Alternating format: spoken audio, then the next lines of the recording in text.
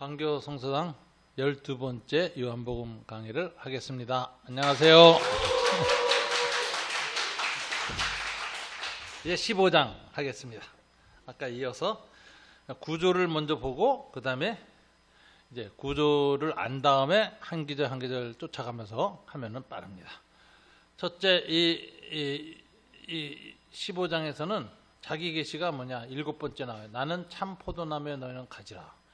이번엔 자기 계시가 먼저 나오고 그 자기 계시에 근거해서 이제 강화가 시작돼요. 그래서 첫 번째는 거함이란 강화가 시작돼요. 1절부터 11절까지예요. 그래서 8번 반복돼요. 매노라는 단어가 동사가 거한다. 그래서 이거 좀 살펴야 되고, 그다음에 15장 12절부터 17절에는 새 계명을 반복하는데 이것은 예수가 너희를 선택했고 너희는 내 이제 친구다. 그래서 친구의 계명이에요. 우정이죠. 우정을 지킨다는 것은 뭐냐? 이 계명 지키는 게 예수와 친구가 되는 것이다. 그 다음에 15장 18절부터 25절까지는 세상이 너희를 증오할 것이다. 증오를 할 것이다. 그때는 어떻게 해야 될 것이냐 하는 것을 이제 얘기를 해요. 세상의 증오 속에서 보혜사 성령 안에서 어떻게 살 것이냐 얘기돼요.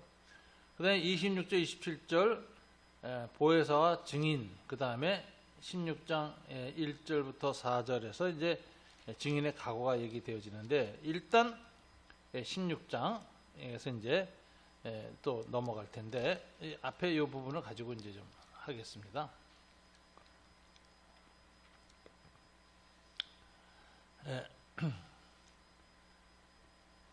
첫째 강조되는 건 거함이에요. 자, 계시가 7번째 계시죠. 1절 읽어볼까요? 나는 참 포도나무요 내 아버지는 농부라. 아버지는 농부이시고 예수님은 포도나무예요. 우리들은 누구죠? 포도나무에 붙어있는 가지들이야. 가지들. 근데 가지가 붙어있어서 생명이 통하는 가지가 있고, 외양은 붙어있는데 안이 코르크마개가 생기고 죽어가지고 생명이 없는 가지가 있어요. 그건 말라가고 열매를 못 맺어. 그러면 누구이시냐? 농부이신 예수님이, 농부이신 하나님이 포도나무에, 예수라는 포도나무에 붙어있는 가지인 우리들을 들여다보고 있다가 이 더러워진 가지, 죽은 가지, 생명 없는 가지는 잘라냈어요. 그게 깨끗게 함이에요. 전지작업. 그래서 2절 다 같이 읽어볼까요? 무릇 내게 붙어있어 열매를 맺지 아니하는 가지는 아버지께서 그것을 제거해 버리시고, 무릇 열매를 맺는 가지는 더 열매를 깨끗하게 하려 그것을 깨끗하게 하시느니라. 그러면 뭐가 가지죠? 가위죠. 하나님의 가위. 전지하시는 성부, 농부이신 하나님이 쓰시는 가위가 뭘까요? 그게 말씀 가위죠. 3절 너희는 내가 일러준 말로 이미 깨끗하여졌으니. 여러분, 하나님이 우리를 깨끗하게 하려고 설교 들을 때나 성경 읽을 때 성령께서 감동시키셔서 이 말씀의 칼날이 와서 탁 닿아요. 죄 짓는 부분, 죽은 부분에. 굉장히 아프고 선뜻하지. 그러나 굉장히 기쁜 순간이에요. 싹둑 잘라버려. 그래서 그 죄가 딱 떨어져 나가요. 죽은 부분이 떨어져 나가요. 그래야 삽니다. 그래서 말씀 사역이죠. 말씀 사역. 성부께서 말씀으로 잘라낸다. 그래서 4절 내 안에 거하라 나도 너희 안에 거하리라. 그렇게 해서 깨끗하여질 때 생기는 두 번째가 거함이에요. 그러니까 거함의 전제는 깨끗해짐이에요. 말씀으로 깨끗해져야 돼. 말씀으로 잘라내야 돼. 우리는 말씀으로 깨끗하게 잘라짐을 당해야 되고, 두 번째 우리는 무슨 일이 일어나야 돼요? 거해야 돼. 거해야 돼. 내 안에 거하라. 나무 안에 거해야 돼. 가지는 나무 안에 거해야 돼. 나도 너희 안에 거하리라. 그러면 나무의 생명력, 본질, DNA가 가지 안에 거해. 서로 거하는 거예요. 상호 거주. 가지가 포도나무에 붙어있지 아니하면 스스로 열매를 맺을 수 없음 같이 너희도 내 안에 있지 아니하면 그러하리라. 이 가지가 막 애쓰고 끙끙끙끙 노력해서 열매 맺지 않습니다. 그죠? 가지가 열심히 기도하고 가지가 열심히 봉사해서 열매 맺힙니까? 아니에요. 가지는 저절로 맺는 거예요. 뭐만 하면 돼요? 붙어만 있으면. 예수 DNA가 우리 안에만 있으면 저절로 생명이 나오고 열매가 나고 풍성하게 되게 돼 있는 거예요. 그게 없어서 열매를 못 맺어요. 나는 포도나무요 너희는 가지라. 그가 내 안에 내가 그 안에 거하면 사람이 열매를 많이 맺나니 나를 떠나서는 너희가 아무것도 할 수 없습니다. 열매 맺는 건 노력이나 애씀이 아니라 거함에 있다. 예수 생명 안에 거하는 거예요. 메노. 사람이 내 안에 거하지 아니하면 어떻게 돼요? 생명이 끊어져. 그래서 가지처럼 밖에 버려져 말라. 사람들이 그것을 모아다가 불에 던져 살리나. 주님이 잘라낸 가지는 메마르게 되고 모아다가 박정호 집사님 불에 질러서 고구마 구워 먹습니다. 예수의 종말론적 심판에 대한 비유죠. 너희가 내 안에 거하고 내 말이 너희 안에 거하면 무엇이든지 원하는 대로 구하라. 그러면 이루리라. 그런데 거하면 어떻게 돼요? 잘라져서 말라서 불에 들어가는 것이 아니라 기도가 다 응답받는다. 무엇이든지 원하는 대로 구하라. 그러면 이루리라. 그래서 여기 무엇이든지 뭐예요? 말씀 안에 거하면이라는 전제하에서의 무엇이든지야. 말씀 안에 안 거하고 막 아무거나 욕망으로 막 구한다고 해서 이루는 거 아니에요. 무엇이든지 원하는 대로 구하라. 그리하면 이루리라. 너희가 열매를 많이 맺으면, 그래서 예수 안에 거하고 예수의 말씀 안에 거하면서 열매를 많이 맺으면 내 아버지께서 영광을 받으실 것이요 너희는 내 제자가 되리라. 결과가 열매 맺음, 영광, 예수의 제자됨이 드러난다. 그런데 재미난 사실은 발전이 있었습니다. 7절에서 너희가 내 안에 거하라 내가 너희 안에 거하리라 했는데 7절에서 뭐라고 했죠? 너희가 내 안에 거하고 내가 너희 안에 거하면 해야 되는데 뭐가 내 안에 거한다 그랬어요? 내 말이 너희 안에 거하면. 그러니까 예수 그리스도 안에 거한다는 건 뭐죠? 예수님의 말씀 안에 거하는 게 예수 안에 거하는 거예요. 거하는 법을 배우는 거예요. 이제 주님이 거하는 법을 가르쳐 준다니까. 너희가 내 안에 거하고 내가 너희 안에 거하면 했던 주님이 이번에는 좀 발전시켜요. 너희가 내 안에 거하고 내 말이 너희 안에 거하면. 예수와 예수의 말씀은 동일시되고 거하는 거예요. 그러니까 예수 안에 거한다, 예수가 내 안에 거한다는 건 말씀 안에 거하는 거고 말씀이 내 안에 거하는 거예요. 자, 이것이 조금 더 발전합니다. 9절, 이제는 뭐예요? 말씀을 가지고 지키는 자를 사랑하는 거죠. 이 사랑 안에 거하는 거예요. 9절 다 같이 읽어볼까요? 아버지께서 나를 사랑하신 것과 같이 나도 너희를 사랑하였으니 나의 사랑 안에 거하라. 예수 안에 거하고 말씀 안에 거하는 게 뭐 안에 거하는 거예요? 사랑 안에 거하는 거지. 내가 아버지의 계명을 지켜 그의 사랑 안에 거하는 것 같이, 이게 본이죠. 너희도 내 계명, 사랑의 계명을 지키면 내 사랑 안에 거하리라. 그러면 어떻게 돼요? 열매를 많이 맺고 기도응답이 되면서 기쁨이 충만해져요. 11절 내가 이것을 너희에게 이르는 이유는 내 기쁨이 너희 안에 있어 너희 기쁨을 충만하게 하리라. 우리의 기쁨 더하기 예수의 기쁨. 그래가지고 막 엄청난 기쁨이 있다. 내 계명은 곧 내가 너희를 사랑하는 것 같이 너희도 서로 사랑하라는 이것이니라. 그래서 사랑 안에 거한다는 것이 예수 안에 거하는 거예요. 그래서 거한다는 말을 주님이 설명했습니다. 뭐죠? 이 메노라는 단어 강의안을 보세요. 8번 반복됐는데, 메노는 애씀이 없이 존재 자체가 머무는 것이다. 메노는 마치 나무와 가지같이 생명의 연합관계이다. 메노는 그래서 말씀 안에 거하는 것이다. 사랑 안에 거하는 것이다. 그래서 거할 때 기도응답의 열매가 풍성해지는 것이다. 결과는 기쁨의 충만이다. 이게 이 보혜사 메노에 대한 가르침이에요. 메노라는 단어를 여러분 어떻게 이해합니까? 거한다. 거한다는 게 뭘까요? 나는 이거 반신욕을 할 때 항상 거합니다. 물속에 거해요.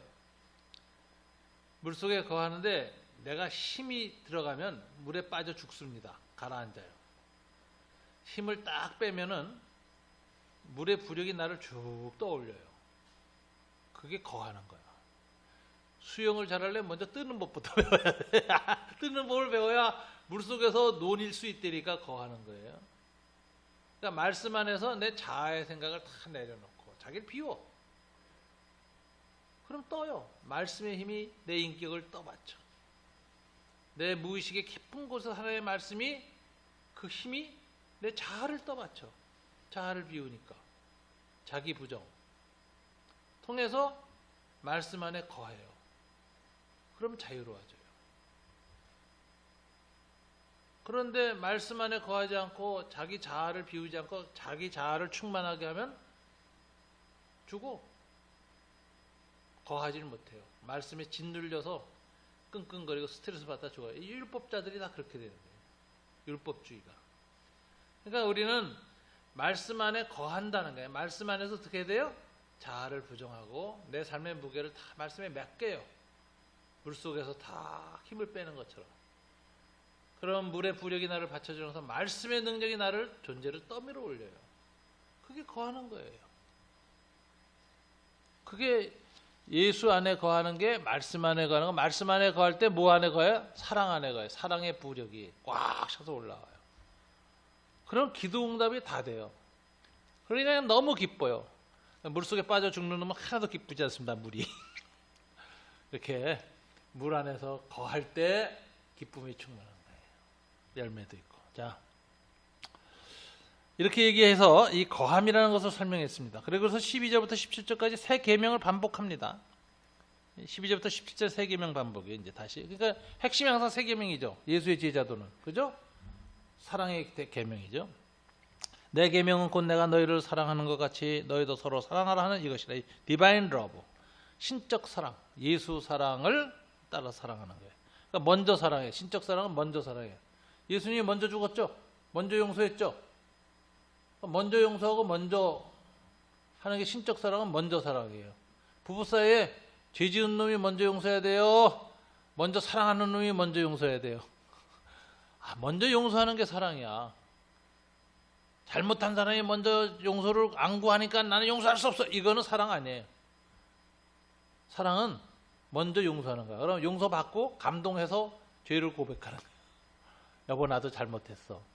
근데 가부장주의에서는 안 그래. 아내가 먼저 잘못해야만 내가 용서해. 이게 가부장적인 아버지들이지. 동양 남자들. 경상도 남자들. 아니에요. 먼저 용서하는 거예요. 자존심 싸움이 아니에요. 부부싸움. 사랑 싸움이니까. 사랑 싸움은 누가 이겨요? 먼저 용서하는 자가 이긴다. 먼저 사랑하는. 이게 이제 아주 중요한 가르침이에요. 이런 거 배우면 이제 남자들이 힘들어요. 가정생활할 때. 기득권 다 사라져. 6.25 가부장주의 기득권이 다 사라져. 예수님 만나면. 그래서 너희도 서로 사랑하라.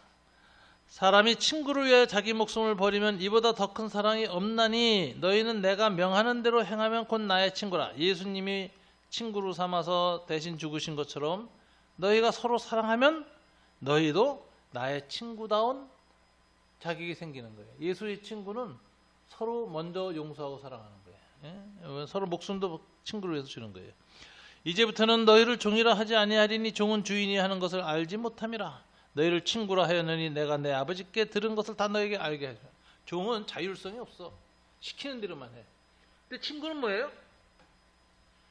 아들은 뭐예요? 아버지의 마음을 알고 알아서 다 해. 친구도 뭐예요? 아버지께서 하는 이야기를 친구한테 다 얘기해줘. 종한테는 얘기 안 해줘. 그러니까 그 아버지 아들의 친구는 뭐예요? 아버지 마음을 알아. 그래서 행하는 것이 다 그 하나님 마음에 들게 행해. 이렇게 된다 이거. 자율성. 너희가 나를 택한 것이 아니요 내가 너희를 택하여 세웠나니. 그러면 어떻게 돼서 이렇게 친구가 됐고 자율성을 갖게 됐고 주님 안에 서로 사랑하게 됐는가? 하나님 먼저 택했기 때문이다. 너희가 나를 택한 것이 아니요 내가 먼저 너희를 택하여 너희를 먼저 씻어줬고 너희 발을 먼저 닦아줬고 너희 전신을 먼저 닦아줬고 거룩하게 했어요. 이는 너희로 가서 열매를 맺게 하여 이 사랑의 열매를 맺게 하여 또 너희 열매가 항상 있게 하여 내 이름으로 아버지께 무엇을 구하든지 그 사랑의 기도는 다 받게 하려 함이라. 내가 이것을 너희에게 명하는 것은 너희로 서로 사랑하게 하려 함이라. 이걸 알고 명령해서 실천하면 그렇구나 하고 사랑이 더 풍성해지고 계속해서 예수의 사랑의 계명을 지키면 사랑이 더 깊어지고 하나님과 연합한다. 이게 이제 예수님이 가르치는 거예요. 새 계명을 다시 12절부터 17절 반복하고 새 계명은 사랑의 계명이고 이건 예수님이 먼저 선택하여 먼저 사랑한 것이에요. 그러니까 사랑은 먼저 사랑이라니까. 예수 사랑은 먼저 사랑이에요. 예수님이 먼저 하나님이 먼저 사랑했어요. 그러니까 이제 부부 사이에서도 예수 사랑을 본받으면 죄 지은 놈이 사과하는 것이 아니라 은혜 받은 놈이 먼저 사랑하고 먼저 용서하고 먼저 껴안는 거예요. 이게 중요한 거예요. 자, 그래놓고 이제 세상의 증오를 얘기합니다. 예, 18절부터 25절이죠. 내가 이것을 너희에게 명하면 너희로 서로 사랑하게 하려 함이라. 그래놓고 이제 그런데 이렇게 사랑으로 주님의 디바인 러브로 꽉 연합한 너희들은 어떤 현실에 있느냐? 세상 속에 있는데 증오의 세상 속에 있다 하는 걸 주님이 이제 상기시켜요. 세상이 너희를 미워하면 너희보다 먼저 나를 미워한 줄 알아. 먼저 예수님을 미워했고 그런 너희를 미워했다. 너희가 세상에 속하였으면 세상이 자기의 것을 사랑할 것이나 너희를 자기 편을 알기 때문에 사랑해.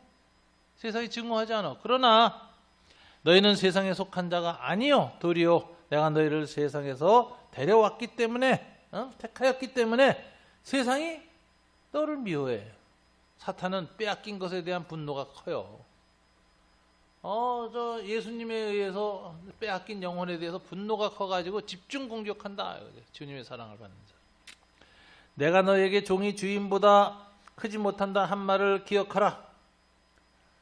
사람들이 나를 박해하면 주인도 박해했는데 너희도 종인 너희들도 박해할 것이요. 내 말을 지켰은즉 너희 말도 지킬 것이라. 하나님께서 역사. 그러나 사람들이 내 이름으로 말미암아 이 모든 일을 너희에게 하리니 이는 나를 보내신 이를 알지 못함이라. 이거 예수 이름으로 산다는 것 때문에 너에게 모든 박해를 할 것이다. 나를 박해한 것처럼.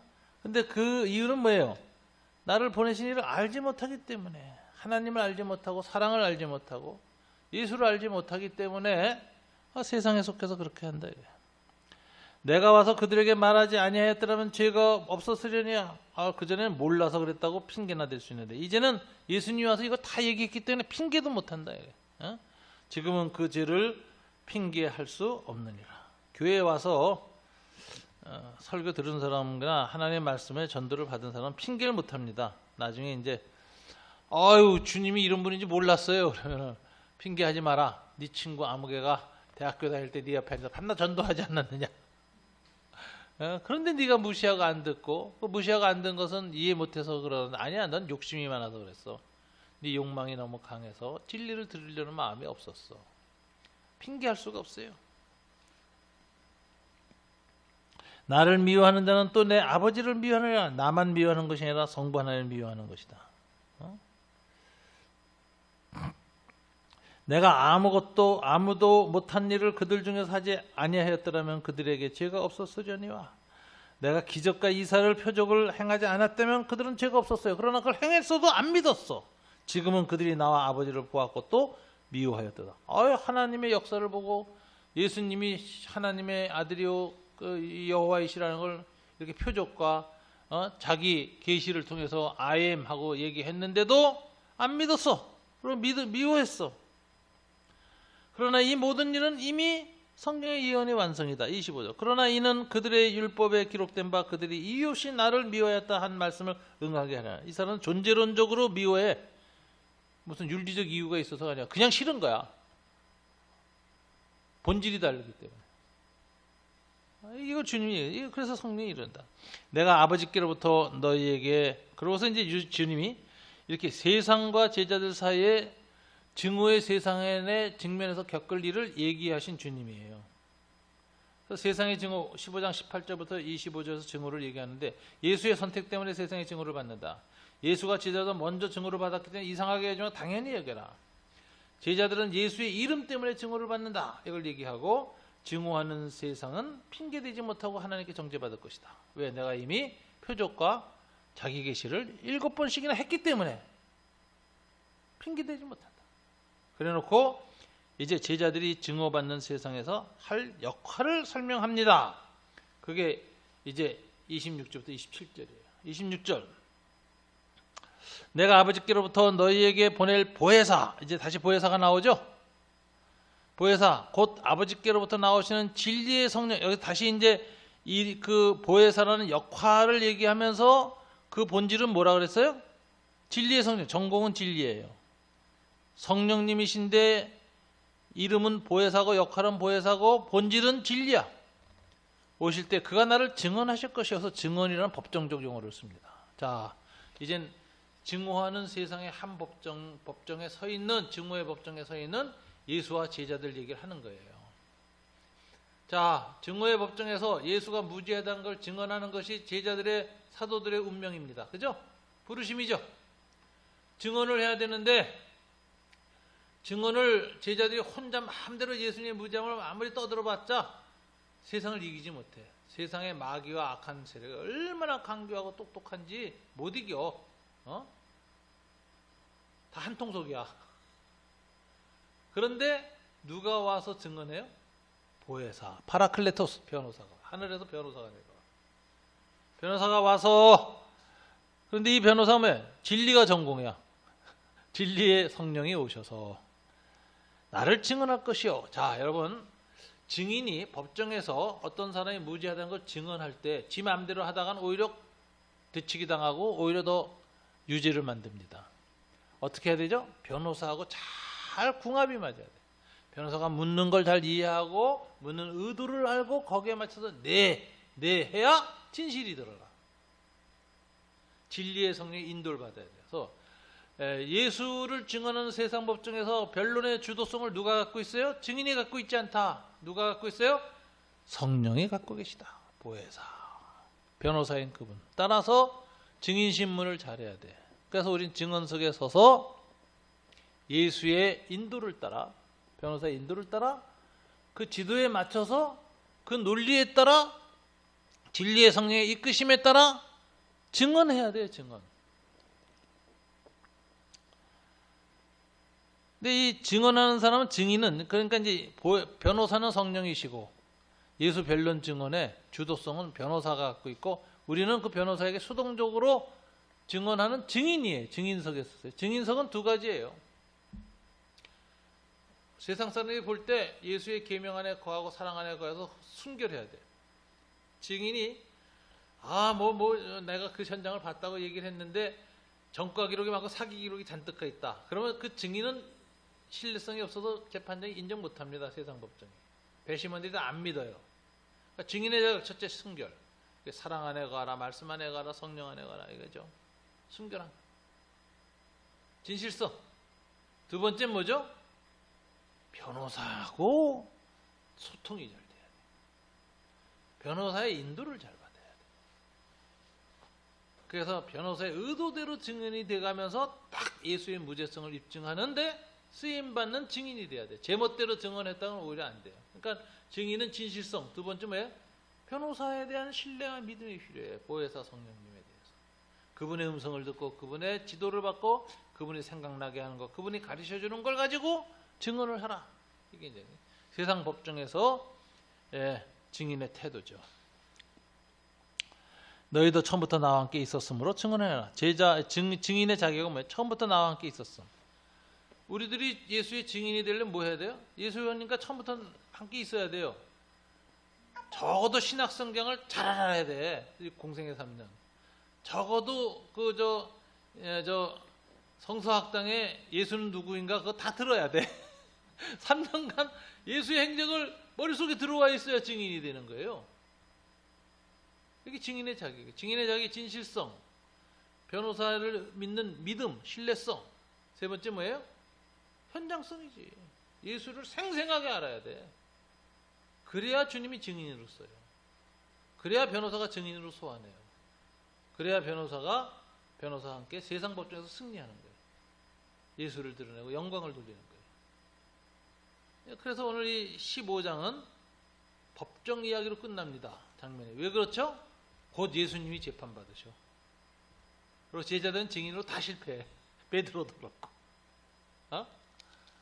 그러나 언제 성공하죠? 보혜사가 오시면 성공하기 시작해. 오순절 다락방부터 무서운 증인이 되는 거야. 그리고 증인의 마지막 태도가 있죠. 진실을 말하기 위해서 목숨을 두려워하지 않는다. 그래서 모든 예수의 증인은 자기의 피로 도장을 찍을 각오로 해야 됩니다. 증언돼서 자기의 피로 도장을 증언 선서해요. 내가 거짓말하면 벌 받을 것이다 그러죠. 그리고 거기다 선서하고 도장 찍습니다. 증인은 어떻게 목사님 그걸 잘 알아요. 제가 군대 가서 신학교 가기 사이에 2년 동안 변호사 사무실에서 근무를 했거든. 증인 신문조도 엄청 많이 썼어요. 홍콩에서 마약 갖고 들어왔다 걸려서 메타인페타민이죠. 히로뽕. 그래가지고선 홍콩 사람 잡혀갔는데 그 부인이 왔어. 홍콩에서.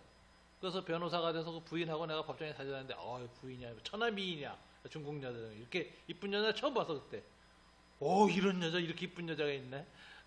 근데 이게 홍콩 깡패 마누라지. 그래가지고 법정에서 다니면서 그 변론 신문 쓰고 뭐 이랬어요. 그러니까 하여튼 이게 이 증인은 진실하고 그 증언에 대해서 목숨을 걸고 할 수 있는 자세가 돼 있어야 변호사가 증인으로 그런 사람을 소환하고 그런 사람 때문에 세상에서 이기는 거예요, 법정에서. 그래서 마지막은 법정 증언으로 끝나서 보혜사라는 법률 용어, 변호사라는 용어를 성령한테 쓰시고 그분의 전공은 진리라고 얘기하고 제자들은 증인이라 그러고 이루어지는 모든 일은 증언이라 그래요. 그리고 증인의 자격은 나와 처음부터 함께 있었으므로 예수님의 생애를 잘 알아야 돼. 처음부터 마지막까지. 자, 오늘 또 이렇게 두 번째, 오늘 그 12번째 강의 끝냈습니다. 5분 후에 또 하고 이제 마치겠습니다. 15장에서 보혜사 사역을 얘기했는데 16장에서는 이걸 다시 보혜사의 일을 강조하는 내용이 되어 있습니다. 그래서 16장 5절부터 15절에 다시 강조하고 자신의 떠남에 대한 마지막 당부를 16장부터 이제 33절 크게 둘로 나뉘어집니다. 보혜사 사역 16장 5절부터 15절까지입니다. 고발 고지에 대해서 16장에 보면 제자들이 상당히 좀 두려워하는 상황이 됐죠. 자, 그래서 1절부터 제가 읽습니다. 내가 이것을 너희에게 이름은 너희로 실족하지 않게 하게 해요. 제자들이 주님 떠난 다음에 체포당하고 죽으실 때 실족했잖아요. 그죠? 도마 같은 경우는 다시는 예수 안 믿겠다 그러고 나타나잖아요. 그렇죠. 사람들이 너희를 출교할 뿐 아니라 때가 이르면 물은 너희를 죽이는 자가 생각하기를 이것이 하나님을 섬기는 일이라 하더라. 사도 바울 같은 사람이 나오는 거예요. 바울이 사울이었을 때 하나님을 위해서 이 나자리단 죽이려고 출교시키려고 돌아다녔죠. 잡으러 다녔고 그 자기 확신 속에서 한다 이거예요. 그들이 이런 일을 할 것은 아버지께와 나를 알지 못함이라. 성령을 받지 못하고 예수를 몰라가지고 일어나는 일이에요. 그런데 이것을 내가 너에게 미리 말을 하는 것은 너희로 그때를 당하면 내가 너에게 말한 이것을 기억나게 하려 함이라. 그때 당했을 때 이 말씀이 기억나지 않으면 당황하고 왜 이런 일이 생겼나, 이게 무슨 일인가 이러는데 이 말씀이 미리 해놨기 때문에 이게 기억나면서 시험에 안 들어. 처음부터 이 말을 하지 아니한 것은 내가 너희와 함께 있었습니다. 처음부터는 안 했어요. 그러나 이제 떠날 때가 되겠는 지금은 내가 해요. 지금 내가 나를 보내신 이에게로 가는데 너희 중에서 나더러 어디로 가는지 묻는 자가 없까. 도리어 내가 이 말을 함으로 너희 마음에 근심이 가득하도다. 응? 내가 떠난다는 걸 미리 말하고 한 것은 너희가 하여금 실족하지 않고 흔들리지 않기 때문이다. 그래서 자, 인생 살면서 신앙생활에 실족하지 않으려면 어떻게 해야 되죠? 주님의 말씀을 미리 듣는 게 중요해요. 성경을 많이 알고 있으면, 마음에 새겨져 있으면 일을 당할 때 이럴 때 이 말씀이 있었구나 떠올라요. 그러면서 실족하지 않아요. 마음에 말씀이 없으면 상황에 이리저리 휘둘리고 실족합니다. 그러니까 말씀으로. 도리어 내가 이 말을 함으로 너희가 마음에 근심이 가득하도다. 그러나 이제 실상을 말하겠다. 7절부터 하시는 말씀이에요. 예수의 위로죠. 보혜사의 강림인데, 이제 내가 너희에게 실상을 말하노니 내가 떠나가는 것이 너희에게 유익기라. 내가 떠나가지 아니하면 보혜사가 너희에게로 오시지 아니할 것이요. 가면 내가 그를 너희에게 보내니. 주님은 죽으셨다가 부활하셔서 승천해서 하늘 우편에 올라가 앉으셔야 성령이 강림하시는 거예요. 예수는 업하시고 보혜사 성령은 다운하신다. 이게 하나님의 역사니까 그러니까 내가 가야만 돼. 이게 너희한테 아주 큰 은총이다. 그럼 그가 와서 하는 일이 세 가지를 해요. 8절, 9절, 10절, 11절은 책망한다는 말을 해요. 8절, 그가 와서 죄에 대하여 의에 대하여 심판에 대하여 세상을 책망하시리라. 죄에 대하여라 하면 그들이 나를 믿지 아니하며, 의에 대하여라 하면 내가 아버지께로 가니 너희가 나를 다시 보지 못하며, 심판에 대하여라 하면 이 세상 임금이 심판을 받았습니다. 여기서 책망이란 말을 이해해야 되는데, 책망은 헬라어로 엘렌코, 이건 드러내다라는 뜻이에요. 변호사가 진실을 드러내는 거예요. 법정에서 보혜사 성령이 그걸 해요. 첫째, 죄가 무엇인가를 드러내. 그래서 죄를 드러냄으로써 그들이 나를 믿지 아니했다는 것이 바로 죄라는 걸 깨닫게 하는 거예요. 죄의 본질을 돼. 죄의 본질은 윤리적인 것이 아니라 존재론적인 것이에요. 결국은 나중에 믿지 않았어. 의에 대하여 하면 뭘 드러내세요? 내가 아버지께로 가니 너희가 다시 나를 보지 못할 것이요. 보혜사가 오셔서 이젠 의에 대해서 드러내. 보혜사가 오면 의를 드러내. 우리 안에 죄를 드러내고 의를 드러내고, 그 다음에 11절 심판을 드러내요. 이 세상 임금이 심판을 받았고 앞으로 받을 것이라는 걸 드러내. 보혜사가 오셔서 하는 일은 그거예요. 책망한다, 드러낸다. 변호사가 드러내지. 세상에 이 감춰졌던 걸 다 드러내는 거예요. 그래서 죄와 의와 심판에 대해서 드러내시는 일을 한다. 12절 내가 이것을 너에게 이룰 것이 많으나, 여기에 관해서 아직도 이룰 것이 많지만 지금 너희가 감당 못해. 그러니까 그때 성령이 오셔서 조금씩 드러내시면 조금씩 받아서 깨닫는 게 나아. 지금 다 알라고 하지 마. 그래서 이제 알려고 하지 마. 다쳐. 그러죠. 감당하지 못한다. 다 이러지 못해. 그러나 진리의 성령이 오시면 반전이죠. 그가 너희를 모든 진리 가운데로 차분하게 인도해요. 서서히. 그가 스스로 말하지 아니하고 오직 하나님께 예수님을 통해서 들은 것을 말하며 장래일을 너에게 알리실 것이다. 미래에 관해서도 진리 가운데로 인도하시면서 얘기하실 거예요. 그가 내 영광을 나타내리니 내 것을 가지고 너에게 알리겠습니다. 성령이 하시는 일은 예수님의 것을 가지고 알려줘. 하나님의 것을 가지고 알려줘. 성령께서는. 그래서 결과가 뭐예요? 예수의 영광을 나타내요. 무릇 아버지께 있는 것은 다 내 것이라. 그러므로 내가 말하기를 그가 내 것을 가지고 아버지 안에 있고 아버지가 내 안에 있기 때문에 예수 안에 있는 건 다 아버지 것인데 그것을 가지고 너에게 알리시기 때문에 영광이 나타난다. 예수 안에 있는 하나님의 영광이 나타내리니. 이게 15절까지 보혜사의 변론입니다. 그래서 변론 과정에서 13절에서는 보혜사가 중요하다. 진리의 성령이 오시면 그가 진리 가운데서 인도하시니 주도적이다. 그 다음에 12절에서는 너희가 믿어야 한다. 내가 아직도 너에게 이를 것이 많으나 지금 너희가 감당하지 못하니까 너희가 보혜사를 믿고 천천히 따라와야 된다. 그 다음에 13절에서는 보혜사가 재판하시는 하나님과 소통하신다. 그가 스스로 말하지 않고 오직 아버지께 들은 것을 말하며 장래를 나타내세요.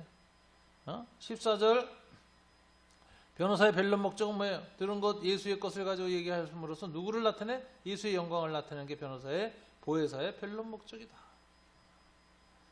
변호사는 뭘 가지고 변론을 하느냐? 성부 하나님과 성자 예수님께 속한 것, 그 진리를 가지고 진리의 영이 내게 있는 것을 가지고 너에게 알리겠다. 이렇게 얘기를 해요. 그러면서 이제 아까도 말한 조금 있으면이라는 단어가 이제 여기서 나와요. 반복해서 나와요. 조금 있으면이라는 이 시간, 약간, 잠시라는 말이 계속해서 나옵니다. 자, 읽어보세요. 자, 이게 16절부터 24절까지 조금 있으면이라는 단어가 나와요. 이거 잘 이해해야 돼요. 조금 있으면 너희가 나를 보지 못하겠고 또 조금 있으면 나를 보리라. 조금 있으면 왜 보지 못하죠? 예수님이 죽었다가 부활해서 승천하기 때문에 못 봐. 그러나 조금 있으면 나를 보리라. 어떻게 보죠? 성령님이 오셔서 보여줘. 예수님을. 그리고 재림할 때 또 보여줘요. 조금 있으면 이중적이에요. 제자들에게 중에서 서로 말하되 우리에게 말씀하신 바 조금 있으면 나를 보지 못하고 또 조금 있으면 나를 보리라 하시며 또 내가 아버지께로 감이라 하신 말이 무슨 말씀이냐 하고 또 말하되 조금 있으면이라 하신 말씀이 무슨 말씀이냐 무엇을 말씀하시는지 알지 못하겠노라. 그러니까 예수께서 그 묻고자 함을 아시고 이르시되 대답하시죠. 내 말이 조금 있으면 나를 보지 못하겠고 또 조금 있으면 나를 보리라 함으로 서로 문의하느냐. 내가 진실로 이건 예수의 아멘 아멘 레고 아멘, 이거 아주 유명한 중요성을 강조할 때 쓰는 관용어입니다. 너에게 이르노니 너희는 곡하고 애통하겠으나 조금 있으면 예수가 죽으니까 곡하고 애통하겠으나 세상은 기뻐하는 일을 볼 것이다. 너희는 조금 있으면 근심하겠으나 너희 근심이 도리어 조금 있으면 기쁨이다. 부활하시니까, 성령이 오시니까. 여자가 해산하게 되면 그때가 이르렀으므로 근심하나. 예수의 죽으심과 안에서 근심하나. 아기를 낳고 다시 생명을 얻어서 세상에 사람이 난 기쁨으로 말미암아 그 고통을 다시 기억지 않냐고 이 성령의 새 생명이 잉태되고 부활의 은총이 나타난다. 조금 있으면 지금은 너희가 근심하나 내가 다시 너희를 보리니 너희 마음이 기쁠 것이요 너희 기쁨을 빼앗을 자가 없으리라. 지금은 근심하지만 조금 있으면 내가 성령 안에서 너희를 다시 보고 만나고 함께하기 때문에 어떻게 돼요? 기쁨이 충만하고 그 기쁨을 뺏을 자가 없을 것이다. 그날에는 너희가 아무것도 내게 듣지 묻지 아니하리라. 왜? 내가 진실로 너희에게는 또 강조점이죠. 너희가 무엇이든지 아버지께 구하는 것을 내 이름으로 주시기 때문에 그래요. 그때에는 성령이 오셔서 주세요. 지금까지 너희가 내 이름으로 아무것도 구하지 아니했으나 성령이 안 오셨기 때문에 예수의 이름으로 기도를 못했어요. 그러나 구하라 그래야 받으리니 너희 기쁨이 충만하리라. 이렇게 해서 성령 안에서 기도하고 응답받음으로 근심 대신에 기쁨이 충만한 삶을 살게 된 대변환이 온다. 이게 조금 있으면이에요. 조금 있으면. 요 어법이 굉장히 독특해가지고 제자리 헷갈렸죠. 그 다음에 이제 25절부터 33절까지가 보혜사의 승리를 얘기해요. 보세요. 자, 이것을 비유로 너에게 알렸거니와. 비유로 알리는 것은 은유예요. 그래서 해석을 안 해주면 몰라. 그래서 비유로 말하는 것은 숨기려는 것이에요. 예수님이 마태복음 14장에서 비유로 말씀하시죠. 그 비유장이죠. 뭐 씨 뿌리는 비유 하죠. 그러니까 베드로가 항의합니다. 아니 비유로 말씀하시면 사람들이 못 알아듣고 다 떠나는데 이거 도대체 왜 그렇게 하십니까? 교회가 부흥하려면 비유로 하면 안 되죠. 이러죠. 예수님이 야 내가 왜 비유로 하는지 아느냐? 비유로 말하는 것은 구약성의 예언을 이루려 합니다. 이사야가 말했다. 저들이 보기는 보아도 보지 못하고 듣기는 들어도 깨닫지 못할 것이라는 말씀이 비유를 통해서 이루어지는 것이다. 그러나 비유만 듣지 않고 비유에 대한 설명을 듣는 너희의 귀는 복이 있도다. 이제는 보아도 보게 되고 깨달아도 들어도 깨닫게 돼. 설명이 있기 때문에. 비유에서 설명을 주님 해주기 때문에. 그래서 씨 뿌린 비유 설명을 하시는 거예요. 너희 전에 온 선지자들이 이것을 듣고자 그렇게 해서도 못 들었는데 너희는 지금 봄으로 들음으로 복이 있도다. 엄청난 축복의 시대에 들어섰던 거예요. 비유에 대한 설명이 있어요. 이걸 얘기하세요. 내가 이것을 비유로 너에게 일렀거니와 때가 이르면 다시는 비유로 너에게 이르지 않고 아버지가 대한 것을 밝히 이르리라. 그죠? 비유에 대해서 깨닫게 하신다. 그날에 너희가 내 이름으로 구할 것이요 내가 너희를 위하여 아버지께 구하겠다 하는 말이 아니니 너희가 내 이름으로 기도해요. 이는 너희가 나를 사랑하고 또 내가 아버지께로 온 줄 믿었으므로 아버지께서 친히 너희를 사랑하심이라. 이제부터는 너희가 비유가 아니라 직설법으로 말한 것처럼 밝히 성령 안에서 보혜사 성령으로 깨닫게 돼가지고 너희가 기도하니까 모호한 기도 안 하고 분명하게 하나님의 뜻에 합당한 기도를 하게 되므로 아버지께서 친히 너희를 사랑하시니라. 내가 아버지께서 나와 세상에 왔고 지금 오셨죠. 다시 세상을 떠나 아버지께로 가노라 하시니. 제자들이 이렇게 대답합니다. 제자들이 말하되 지금은 이렇게 밝히 말씀하시고 아무 비유로도 하지 아니하시니 이제 깨달았어요. 30절 다 같이 읽어볼까요? 우리가 지금에야 주께서 모든 것을 아시고 또 사람의 물음을 기다리지 아니하는 줄 아나이다.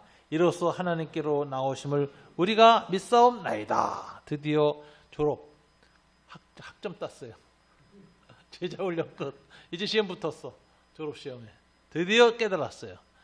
예수께서 기쁘셨죠. 예수께서 대답하시되 이제는 너희가 믿느냐? 이제 알아들었구나. 기뻐하시는 거예요. 그리고 이제 너희를 파송하겠다고 얘기를 하십니다. 네? 자, 32절 보라 너희가 다 각각 제 곳으로 흩어지고 나를 혼자 둘 때가 오나니 곧 주님은 십자가에 못 박혀 제자는 다 흩어집니다. 벌써 왔도다. 그러나 내가 혼자 있는 것이 아니라 아버지께서 나와 함께 계시니라. 주님이 여기서 또 본을 보이세요. 내가 세상의 증오의 법정에 혼자 있는 것 같지만 혼자 있지 않다. 누가 있어요? 아버지께서 함께 있다. 그러므로 내가 승리하고 이긴다. 내가 이것을 너에게 미리 말하는 이유는 33절. 이것을 내가 왜 미리 말해? 내가 아버지가 함께 있다는 것을 말하는 이유는 너희로 내 안에서 평안을 누리게 하려 함이라. 이걸 알고 나가 혼자 있는 내가 아버지와 함께 있다는 사실을 깨달음으로 너희도 내 안에서 나중에 세상 법정에서 홀로 외로울 때 평안을 누리게 될 것이다. 세상에서는 너희가 환난을 당하나 담대하라. 내가 세상을 이겼노라. 이것이 예수님의 제자 파송하시는 주님의 마지막 명령입니다. 결론을 읽습니다. 예수는 위로 올라가고 보혜사 성령은 내려오신다. 예수의 부재를 보혜사의 임재로 대신하신다. 보혜사는 예수의 육체적 임재의 한계를 넘어서서 제자를 더 유익하게 한다. 이 실상을 선포함으로써 예수의 떠남이 오히려 더 큰 유익이 됨을 강조하심으로 제자들을 위로하신다. 보혜사 성령은 제자들의 근심을 기쁨으로 바꾸고 세상 법정에서 승리함으로 말미암아 평안을 누리게 하고 담대하게 하고 환난을 극복하게 한다는 믿음을 부여한다. 이것이 보혜사 파라클레토스 법정 변호사의 역할이다. 이처럼 고별담화는 법정에서 증인으로 소화된 제자들을 미리 준비시키는 제자 훈련이고 드디어 16장에서 합격합니다. 제자들이. 그 믿음이 생겼어요. T.S. 엘리어트가 쓴 유명한 대성당의 살인이라는 희곡이 있어요. 그거는 이제 캔터베리 대주교가 헨리 3세에게 신앙 고백을 하고 저항하다가 순교당하는 장면인데, 그 캔터베리 성당에서 암살당하기 전에 캔터베리 대주교가 바로 이 본문을 읽어요. 그러면서 주님이 나와 함께 계시다. 그래서 이제 그 기사들이 죽이기 위해서 무거운 갑옷을 입고 척허덩 걸어오고 그 성당문을 막 두들기면서 찾아다니는 소리를 제대에서 들으면서 이 본문을 읽어요. 내가 세상에서 환난을 당하나 세상을 이기온노라는 주님의 평안이 내 안에 있다. 그러면서 아주 장엄하게 순교하는데, 이게 이제 세상 법정에서 제자들이 증인으로서 가져야 될 평안, 승리, 확신을 갖는 거예요. 그래서 캔터베리 대주교가 이제 죽거든요. 그 유명하게 T.S. 엘리어트가 쓴 대성당의 살인이라는 거예요. 한국에서 연극으로 딱 한 번 초연했더라고. 굉장히 좋은 작품인데 순교라는 것이 무엇인가를 그렇게 잘 보여주는 게 없어요. 거기 그 캔터베리 대주교가 마지막 죽는 그 희곡의 대사는 전부 요한복음 이 16장입니다. 17장, 16장. 그걸 다 얘기하면서 죽어요. 독백하고 혼자. 죽이러 오는 사람들을 기다리면서 독백하면서 16장을 암송하고 기억하면서 대주교가 죽는 장면이에요. 제가 예수 믿고 나서 얼마 안 돼서 T.S. 엘리어트가 영국 성공의 신자로서 황무지라는 시를 썼고 훌륭한 기독교인이라는 말을 듣고 그 사람의 책을 찾아서 읽는데 희곡을 발견했어요. 정음사에서 나온 대성당의 살인. 그걸 내가 읽었어요. 얼마나 감동이었는지. 그때 그거 읽으면서 순교는 이렇게 하는구나 하는 걸 감동적으로 읽었던 기억이 나고, 한국에서 왜 연극을 안 할까 하고 막 찾아봤더니 딱 한 번 초연했더라고, 어느 극단에서. 그리고 지금까지 한 번도 초연이 안 된 유명한 희곡입니다. 대성당의 살인이라는 건데, 기회가 되시면 한번 찾아서 읽어보세요. 책이 지금 나오는지 모르겠어요. 일본에서 번역된 것을 한국 사람이 일본어를 다시 중역해가지고 소설이 나왔었는데, 혹시 기회가 되시면 한번 보세요. 우리 교회에서 연극팀이 나서 그거 한번 연극 좀 했으면 좋겠어요. 대성당의 살인. 중세 배경으로 굉장히 멋진 작품 될 것 같은데. 예. 자, 거기에서 요한복음 16장이 아주 장엄하게 그 대주교가 죽기 직전에 되뇌입니다. 이게 세상 증오의 법정에 서는 증인된 제자들의 신앙이에요. 내가 이것을 믿느냐? 제자, 이제 믿나이다. 그러니까 됐다. 그러므로 내가 너희를 세상에 보내노라. 이렇게 하시는 거죠. 감사합니다. 예.